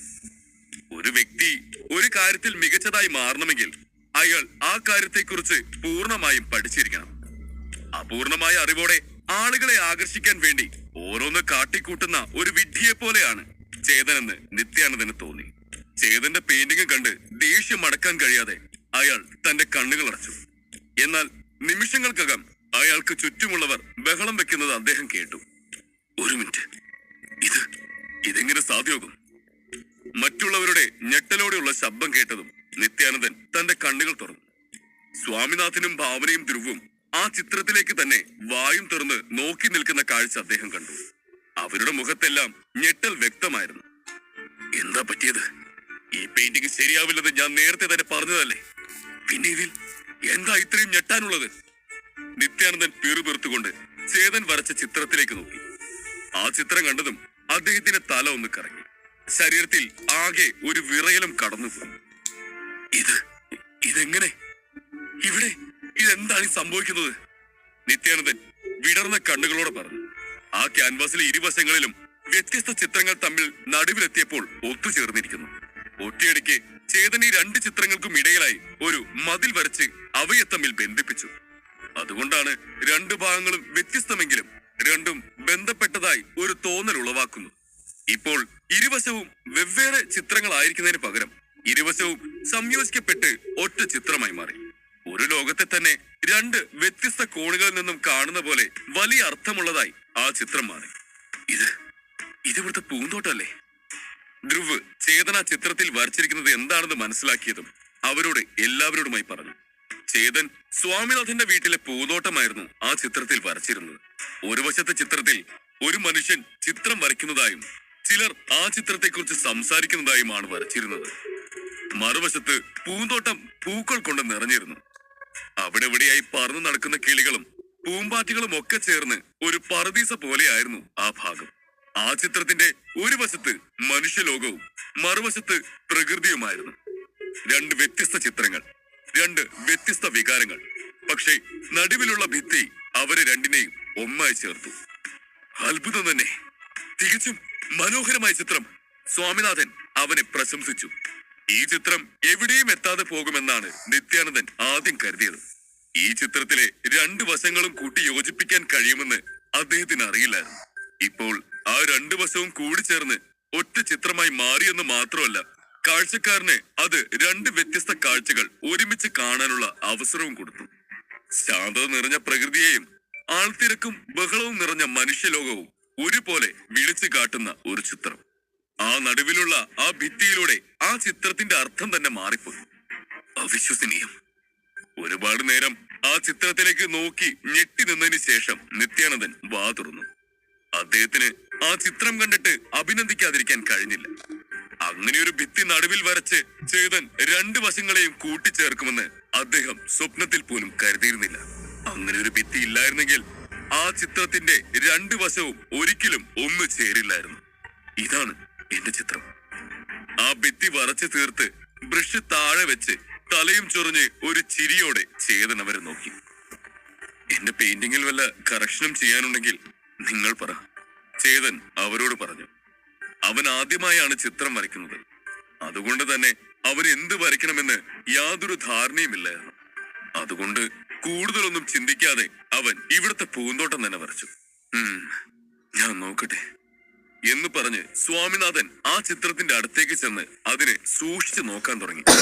അതുപോലെ തന്നെ ഭാവനയും ധ്രുവും മുന്നോട്ട് വന്ന് ആ ചിത്രം നോക്കി. നേരത്തെ ചേതൻ വരയ്ക്കുകയായിരുന്നതിനാൽ അവർ അവനെ ശല്യപ്പെടുത്താതിരിക്കാനായി അല്പം ദൂരം പാലിച്ചാണ് നിന്നിരുന്നത്. അതുകൊണ്ട് തന്നെ ചേതൻ എന്താണ് ചെയ്തതെന്ന് പൂർണ്ണമായി കാണാൻ അവർക്ക് കഴിഞ്ഞില്ല. എന്നാൽ ഇപ്പോൾ അവർ രണ്ടുപേരും ആ ചിത്രത്തെ സൂക്ഷ്മമായി പരിശോധിച്ചു. അമേസിംഗ്! ആ ചിത്രം കണ്ട ഭാവന അറിയാതെ തന്നെ പറഞ്ഞുപോയി, ഈ ചിത്രത്തിൽ ഒരു തെറ്റുണ്ട്. ആ ചിത്രത്തെ നന്നായി നോക്കിയതിനു ശേഷം നിത്യാനന്ദൻ പറഞ്ഞു. സ്വാമിനാഥനും അത് സമ്മതിച്ചുകൊണ്ട് വിഷമത്തോടെ തലയാട്ടി. ഭാവനയ്ക്കും ധ്രുവിനും അവർ എന്താണ് ഉദ്ദേശിക്കുന്നത് എന്ന് മനസ്സിലായില്ല. ഈ ചിത്രം വളരെ മനോഹരമാണ്. അങ്ങനെയുള്ളപ്പോൾ അതിൽ എന്ത് തെറ്റുണ്ടെന്നാണ് പറയുന്നത്? തന്റെ സംശയം അടക്കാൻ കഴിയാതെ ധ്രുവ് ചോദിച്ചു. അവൻ എങ്ങനെ നോക്കിയിട്ടും ഈ ചിത്രത്തിൽ ഒരു തെറ്റും കണ്ടെത്താൻ അവന് കഴിഞ്ഞില്ല എന്നതാണ് സത്യം. നേരത്തെ നിത്യാനന്ദനും സ്വാമിനാഥനും വരച്ച ചിത്രങ്ങളോടൊപ്പം നിൽക്കാൻ കഴിയുന്ന ഒരു ചിത്രമായിട്ടാണ് ധ്രുവിന് തോന്നിയത്. അവന്റെ സംശയം കേട്ട് സ്വാമിനാഥൻ പറഞ്ഞു തുടങ്ങി. ആദ്യ കാഴ്ചയിൽ തന്നെ കാഴ്ചക്കാരനിൽ ഇമ്പം നിറയ്ക്കുന്നതാവണം ചിത്രം. ഈ ചിത്രത്തിൽ ചേതനിട്ടിരിക്കുന്ന എഫേർട്ട് കാണാനുണ്ട്. ഇതൊരു നല്ല ചിത്രം തന്നെയാണ്. ചിത്രത്തിന് നിറം പകരുന്നതിലോ ആ നിറങ്ങൾ തമ്മിലുള്ള കോൺട്രാസ്റ്റിലോ അവ തമ്മിൽ ചേർന്ന് പോകുന്നതിലോ യാതൊരു തെറ്റുമില്ലാതെയാണ് ചേതൻ ഇത് വരച്ചിരിക്കുന്നത്. പക്ഷേ ഞാൻ ഇതിനു മുമ്പ് പറഞ്ഞ പോലെ ഇരു കൈകളും ഒന്നിച്ച് ഉപയോഗിച്ച് ചിത്രം വരയ്ക്കുമ്പോൾ ഒരു കലാകാരന്റെ ഹൃദയത്തിലുള്ളത് എന്താണോ അത് ശരിക്കും ആ ചിത്രത്തിലേക്ക് പകരാൻ കഴിഞ്ഞെന്ന് വരില്ല. അതുകൊണ്ട് ആ ചിത്രം എനർജി ഇല്ലാത്തതുപോലെ കാണപ്പെടും. അങ്ങനെയുള്ള ഒരു ചിത്രത്തിന് ലെവൽ 2-ൽ മാത്രമേ എത്തിച്ചേരാൻ കഴിയുകയുള്ളൂ. അതായത് ചേതന്റെ ഈ ചിത്രം സ്പിരിച്വൽ ക്യാൻവാസ് എന്ന ഘട്ടത്തിലാണുള്ളത്. ഇൻഫ്യൂസഡ് ഇന്റൻഷൻസ് എന്ന ഘട്ടത്തിലേക്ക് അത് എത്തിയിട്ടില്ല. സ്വാമിനാഥൻ ആ ചിത്രം സൂക്ഷ്മമായി നിരീക്ഷിച്ചാണ് ഈ കുറവ് കണ്ടെത്തിയത്. നിത്യാനന്ദൻ നേരത്തെ തന്നെ ഇങ്ങനെ സംഭവിക്കുമെന്ന് പ്രവചിച്ചിരുന്നു. ഇങ്ങനെ ഒരു ചിത്രത്തിന് എങ്ങനെ പോയാലും ലെവൽ 2-ൽ മാത്രമേ എത്താൻ കഴിയുകയുള്ളൂ. ആ ചിത്രത്തിൽ മെച്ചപ്പെടുത്താൻ ഇനിയും ഒരുപാട് കാര്യങ്ങളുണ്ടായിരുന്നു. നിത്യാനന്ദന്റെയും സ്വാമിനാഥന്റെയും ചിത്രം ലെവൽ 3 ആണ്. കാരണം ആ ചിത്രം കാണുന്നവർക്ക് കലാകാരൻ ആ ചിത്രത്തിലൂടെ എന്താണ് പറയാൻ ഉദ്ദേശിച്ചത് എന്ന് മനസ്സിലാക്കാൻ കഴിയും. ചേതൻ വരച്ച ചിത്രം മികച്ചതായിരുന്നു. പക്ഷേ ആ ചിത്രത്തിന് ജീവനില്ലായിരുന്നു. ചേതന്റെ ചിത്രത്തിന് പിന്നിലെ വികാരങ്ങളൊന്നും പുറത്തു വന്നിരുന്നില്ല. വികാരങ്ങൾ പുറത്തു കാണിക്കാൻ കഴിയാത്ത ഏതൊരു ചിത്രവും ലെവൽ 2 വരെ മാത്രമേ എത്തുകയുള്ളൂ. എങ്കിലും സ്വാമിനാഥൻ അവനെ ആശ്വസിപ്പിച്ചു. സാരമില്ല ചേത, നീ ഇപ്പോഴും ചെറുപ്പമാണ്. ആർക്കറിയാം, നിനക്ക് ഭാവിയിൽ ചിലപ്പോ ലെവൽ 3-ലും എന്തിന് ലെവൽ 4-ലും വരെ കടക്കാൻ സാധിക്കില്ലെന്ന്. ചേതന് ഈ പ്രായത്തിൽ തന്നെ ഇത്രയും ഒരു നല്ല ചിത്രം വരയ്ക്കാൻ കഴിഞ്ഞെങ്കിൽ ഉറപ്പായും ഭാവിയിൽ അവന് ഇതിലും മികച്ച ലെവലിലുള്ള ചിത്രങ്ങൾ വരയ്ക്കാൻ സാധിക്കും. ഇത് കേട്ടുകൊണ്ട് നിത്യാനന്ദൻ മുന്നോട്ട് വന്നു. നിനക്ക് നല്ല കഴിവുണ്ട്, പക്ഷേ അത് ഉപയോഗിക്കേണ്ടത് പോലെ ഉപയോഗിക്കണം. നിനക്കിപ്പോഴും ചെറുപ്രായമാണ്. അതിനനുസരിച്ച് താഴ്മയായി പെരുമാറണം. പൊങ്ങച്ചം കാണിക്കരുത്. അയാൾ ചേതനെ കുത്തുന്നത് പോലെ പറഞ്ഞു. ഇത് കേട്ട് ചേതന് ദേഷ്യം വന്നെങ്കിലും അവനത് ഉള്ളിലടക്കി നിന്നു. ഇപ്പോഴും നിത്യാനന്ദന്റെ ഉള്ളിൽ ചേതനോടുള്ള മതിപ്പ് കുറവായിരുന്നു. എന്നിരുന്നാലും അവൻ വരച്ച ചിത്രം നല്ല നിലവാരമുള്ളതായിരുന്നു. അതിന് ചിത്രകാരന്റെ മനസ്സിലുള്ള ഇമോഷൻസ് പുറത്ത് കാണിക്കാൻ കഴിഞ്ഞില്ല എന്നൊരു പ്രശ്നം മാത്രമേ ഉണ്ടായിരുന്നുള്ളൂ. ഒന്നുമില്ലെങ്കിലും ചേതൻ അദ്ദേഹം കരുതിയത് പോലെ ഒരു തട്ടിപ്പുകാരനല്ലെന്ന് അതിൽ നിന്നും മനസ്സിലാക്കാൻ കഴിഞ്ഞു. പക്ഷേ വെറുതെ ആളാവാൻ ചേതൻ നേരത്തെ കാണിച്ചതുപോലെ എടുത്താൽ പൊങ്ങാത്ത ടെക്നിക്കൊക്കെ കാണിക്കുന്നത് നല്ലതല്ലെന്ന് അദ്ദേഹത്തിന് തോന്നി. അതുമല്ല, ചേതൻ ഈ ഒരു ചിത്രം വരച്ചു കാണിക്കാൻ വേണ്ടി അവരെ ഒരുപാട് നേരം കാത്തിരുത്തിയതിലും അദ്ദേഹത്തിന് നീരസമുണ്ടായിരുന്നു. ഞാൻ പൊങ്ങച്ചം കാണിച്ചെന്നോ? ചേതൻ മെല്ലെ പിറുപിറുത്തു. പിന്നെയാണ് താൻ എല്ലാവരെയും ഇത്രയും നേരം കാത്തിരുത്തിയതിൽ അവർക്ക് തന്നോട് നീരസമുണ്ടാകുമെന്ന് അവന് തോന്നിയത്. അതുകൊണ്ട് അവൻ അവരോട് ക്ഷമ ചോദിക്കാനായി തീരുമാനിച്ചു. നിങ്ങളെ ഇത്രയും നേരം വെയിറ്റ് ചെയ്യിപ്പിച്ചതിൽ എന്നോട് ക്ഷമിക്കണം, ചേതൻ അവരോട് പറഞ്ഞു. ചേതൻ ക്ഷമ ചോദിക്കുന്നത് കണ്ടതും നിത്യാനന്ദന്റെ ദേഷ്യം അല്പം കുറഞ്ഞു. ഇപ്പോഴെങ്കിലും അത് പറയാൻ തോന്നിയല്ലോ, അദ്ദേഹം മനസ്സിൽ പറഞ്ഞു. നിന്റെ ബേസിക് ബ്രഷ് സ്ട്രോക്കുകൾ നല്ലതാണ്. അതുകൊണ്ട് നന്നായി പരിശീലിക്കുക. കുറച്ചുകൂടി പരിചയമായി കഴിയുമ്പോൾ നിനക്ക് ഉടൻ തന്നെ ലെവൽ 3-ൽ എത്താൻ കഴിയും. വെറുതെ പൊങ്ങച്ചം കാണിച്ചു നടന്ന് നിന്റെ കഴിവുകൾ പാഴാക്കരുത്, നിത്യാനന്ദൻ പറഞ്ഞു. സ്വാമിനാഥനും അത് ശരിവെച്ചുകൊണ്ട് തലയാട്ടി. ഒരു നല്ല ചിത്രകാരനാകാൻ ആദ്യം നീ നിന്റെ ചുറ്റുമുള്ള ലോകത്തെ നന്നായി മനസ്സിലാക്കണം. എങ്കിൽ നിനക്ക് എളുപ്പത്തിൽ ലെവൽ 3 എത്തിച്ചേരാൻ കഴിയും. നിത്യാനന്ദൻ അവനെ ഉപദേശിക്കാനും മറന്നില്ല. നിങ്ങളുടെ എല്ലാം ഉപദേശത്തിന് നന്ദി, ചേതൻ ചിരിച്ചുകൊണ്ട് പറഞ്ഞു. രണ്ടുപേരും ഇത് പറയുന്നത് തന്റെ നല്ലതിന് വേണ്ടിയാണെന്ന് ചേതൻ അറിയാം. ശരി, ഇനി നിങ്ങളിരുവരും ഈ 3 പെയിന്റിങ്ങുകളും നന്നായി തന്നെ അവലോകനം ചെയ്യുക. അതോടെ നിങ്ങളുടെ മത്സരം കഴിയും. സ്വാമിനാഥൻ ധ്രുവിനെയും ഭാവനയും നോക്കി പറഞ്ഞു. അത് കേട്ട് അവർ ചിത്രത്തിലേക്ക് നോക്കി. അപ്പോഴാണ് ധ്രുവ് ഒരു കാര്യം ശ്രദ്ധിച്ചത്. ഇതിനെന്തോ കുഴപ്പമുണ്ട് ചേതൻ സാർ. സാർ എന്താ മനുഷ്യർക്ക് കണ്ണുകൾ വരയ്ക്കാതിരുന്നത്? അവൻ ഞെട്ടലോടെ ചോദിച്ചു. എല്ലാവരും പെയിന്റിങ്ങിന്റെ രൂപരേഖയും നിർത്തിയും ഒക്കെ കുറിച്ച് സംസാരിച്ചു. പക്ഷേ ചേതന്റെ പെയിന്റിങ്ങിൽ ആർക്കും കണ്ണുകളില്ലെന്ന് ആരും ശ്രദ്ധിച്ചില്ല. ഈ ചിത്രത്തിലെ ആളുകൾക്ക് കണ്ണുകളില്ലേ? അതോ അവൻ ശരിക്കും കണ്ണുകൾ വരയ്ക്കാൻ മറന്നു? ഒരു ചിത്രത്തിൽ മനുഷ്യനായാലും ശരി, മൃഗങ്ങളായാലും ശരി, കണ്ണുകളാണ് ഏറ്റവും പ്രധാനപ്പെട്ട ഭാഗമായി കണ്ടിരുന്നത്. കണ്ണുകൾ വരയ്ക്കാതെ ഒരു ചിത്രം പൂർണ്ണമാകില്ല. അപ്പോൾ എങ്ങനെ കണ്ണുകളില്ലാത്ത അപൂർണമായ ചിത്രം എങ്ങനെ ലെവൽ 2 എത്തിയെന്ന് ആലോചിച്ച് എല്ലാവരും അമ്പരന്നു. ഓ, കണ്ണു വരച്ചിട്ടില്ലേ? ഇത് നോക്കാതെയാണോ നമ്മളിവിടെ സംസാരിച്ച് നേരം കളഞ്ഞത്? നിത്യാനന്ദൻ നീരസത്തോടെ പറഞ്ഞു. ചേതാ, എന്താ ഇതിങ്ങനെ? സ്വാമിനാഥൻ ആശയക്കുഴപ്പത്തോടെ ചോദിച്ചു. അത് കേട്ട് ചേതന്റെ മുഖം ചുവന്നു. ഓ, ഞാനെല്ലാം ശരിയായി ചെയ്തിട്ടും മെയിൻ കാര്യം മറന്നുപോയി. ചേതൻ അത് കേട്ട് സ്വയം തലയ്ക്ക് അടിച്ചുകൊണ്ട് ചിന്തിച്ചു. ഇത് ഞാൻ ഇപ്പൊ ശരിയാക്കാം എന്ന് ബ്രഷ് എടുത്ത് അവൻ വേഗത്തിൽ ആ ചിത്രത്തിലെ ആളുകൾക്ക് കണ്ണുകൾ വരയ്ക്കാൻ തുടങ്ങി. അതോടെ സാധാരണ ഒരു ചിത്രമായിരുന്ന അതിലെ എല്ലാ മനുഷ്യർക്കും മൃഗങ്ങൾക്കും ജീവനുള്ളത് പോലെ തോന്നി തുടങ്ങുന്നത് അവിടെയുള്ളവർക്കെല്ലാം അനുഭവപ്പെട്ടു തുടങ്ങി. ആ ചിത്രത്തിലുള്ള മൃഗങ്ങളും മനുഷ്യരുമെല്ലാം ആ ചിത്രത്തിൽ നിന്ന് ഇപ്പോൾ പുറത്തേക്ക് ഇറങ്ങി വരും എന്ന് തോന്നിച്ചു. നിത്യാനന്ദനും സ്വാമിനാഥനും ചിത്രത്തിൽ വന്ന മാറ്റം കണ്ട് അത്ഭുതപ്പെട്ടു. ഇരുവരുടെയും മുഖത്ത് ഞെട്ടൽ പ്രകടമായിരുന്നു. അവർക്ക് അവിടെ കാണുന്നതൊന്നും വിശ്വസിക്കാനായില്ല. കീച്ച് കീച്ച് കീച്ച്. അവർക്ക് എന്തെങ്കിലും പറയാൻ കഴിയുന്നതിന് മുമ്പ് അവിടെയെങ്ങും പക്ഷികളുടെ ശബ്ദം കൊണ്ട് നിറഞ്ഞു. ചില പക്ഷികൾ ആ ചിത്രത്തിന് അരികിലേക്ക് വന്ന് അതിനു ചുറ്റും നൃത്തം ചെയ്യാൻ തുടങ്ങി. ഇവിടെ എന്താണ് നടക്കുന്നതെന്ന് മനസ്സിലാക്കാൻ കഴിയാതെ ധ്രുവ് ആശയക്കുഴപ്പത്തോടെ ചോദിച്ചു. ഇത് ലെവൽ 4 പെയിന്റിംഗ് ആണോ? ചിത്രകലയിൽ 4 ഘട്ടങ്ങളുണ്ടെന്ന് സ്വാമിനാഥൻ നേരത്തെ പറഞ്ഞിരുന്നു. അതിൽ 4ാമത്തെ ഘട്ടത്തിൽ എത്തുമ്പോഴാണ് ചിത്രം കണ്ട് പക്ഷികളും മറ്റും അത് യഥാർത്ഥ സ്ഥലമാണെന്ന് തെറ്റിദ്ധരിച്ചു പോകുന്നത്. പക്ഷേ കണ്ണുകൾ വരയ്ക്കുന്നതിന് മുമ്പ് ഈ ചിത്രത്തെ കണ്ട് അത് ലെവൽ 2 അത് ലെവൽ 4 എത്താൻ ഇനിയും ഒരുപാട് കാര്യങ്ങൾ ആവശ്യമാണെന്നുമാണ് അവരെല്ലാം പറഞ്ഞത്. പിന്നെ എങ്ങനെ പെട്ടെന്നത് ലെവൽ 4 എത്തി എന്ന് ചിന്തിച്ച് ധ്രുവ് ആശയക്കുഴപ്പത്തിലായി. ഇതിന് കാരണം കണ്ണുകൾ വരച്ചതാണോ എന്ന് ചിന്തിച്ച് ആകെ ഞെട്ടി നിൽക്കുകയായിരുന്നു ഭാവന. ഇന്ന് തനിക്കൊരു ലെവൽ 4 ചിത്രം കാണാൻ കഴിയുമെന്ന് അവർ കരുതിയിരുന്നില്ല. അവിടെ പറന്നു നടക്കുന്ന യഥാർത്ഥ പക്ഷികളോടൊപ്പം തന്നെ ആ ചിത്രത്തിലുള്ള പക്ഷികളും പുറത്തേക്ക് വന്ന് പറക്കുന്നത് പോലെയാണ് അവർക്ക് തോന്നിയത്. ആ ചിത്രത്തിലെ പക്ഷികളും മനുഷ്യരും എല്ലാം അത്രയ്ക്ക് റിയലിസ്റ്റിക് ആയിരുന്നു. ഇത് ലെവൽ 4 പെയിന്റിംഗ് അല്ല. അവിടെ നടക്കുന്നതെല്ലാം കണ്ട് പതർച്ചയോടെ സ്വാമിനാഥൻ പറഞ്ഞു. അദ്ദേഹത്തിന്റെ കണ്ണിപ്പോൾ താഴെ വീഴുമെന്ന വിധത്തിൽ മിഴിഞ്ഞു നിൽക്കുകയായിരുന്നു. പിന്നെ ഒരുവിധം സ്വബോധം വീണ്ടെടുത്ത് അദ്ദേഹം പറഞ്ഞു. ഇത് ലെവൽ 5 പെയിന്റിംഗ് ആണ്. Energy creation. ലെവൽ 5ഓ? ഭാവനയും ധ്രുവും ആശയക്കുഴപ്പത്തിലായി. ചിത്രകലയിൽ 4 ഘട്ടങ്ങൾ ഉണ്ടെന്നായിരുന്നു സ്വാമിനാഥൻ നേരത്തെ അവരോട് പറഞ്ഞിരുന്നത്. അപ്പോൾ പിന്നെ ഈ ലെവൽ 5 എവിടെ നിന്ന് വന്നു? അവർക്ക് ഒന്നും മനസ്സിലായില്ല. അധ്യായം 138. കാട്ടിനുള്ളിലെ മാൻപേട. ചേതന്റെ പെയിന്റിങ്ങിലേക്ക് എല്ലാവരും അത്ഭുതത്തോടെ നോക്കി നിൽക്കെ സ്വാമിനാഥൻ ലെവൽ 5 പെയിന്റിങ്ങിനെ കുറിച്ച് വിശദീകരിക്കാൻ തുടങ്ങി.